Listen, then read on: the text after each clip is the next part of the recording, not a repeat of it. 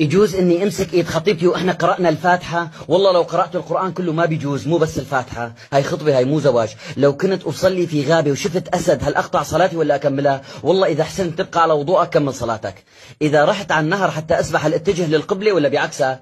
لا والله اتجه على ملابسك لحدا يسرقها. شو اسم الذئب اللي اكل يوسف؟ ليش في ذئب بالاساس اكلوا ليوسف لحتى يكون له اسم؟ هل الشيطان يولد ولا يبيض؟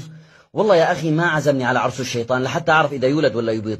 أريد أن أتزوج على زوجتي وهي ما مقصرة معي، بس مشان أستر على البنت وأخذ أجر. إذا نيتك الأجر أعطيني الأموال اللي بدك تتزوجها فيها، بتزوج أنا، بستر على حالي وأستر على البنت وأنت تاخذ أجرين فرد مرة. كيف قتل قابيل هابيل؟ الشيخ قال له قتله بفرد 6 ملي. قال له كيف شفته؟ قال له ما دام ما شفته ليش لا تسألني على شيء ما شفته؟ أمي كبيرة بالعمر ولا تستطيع المشي وهي الآن تزحف، هل هي من القواعد؟ هي من الزواحف.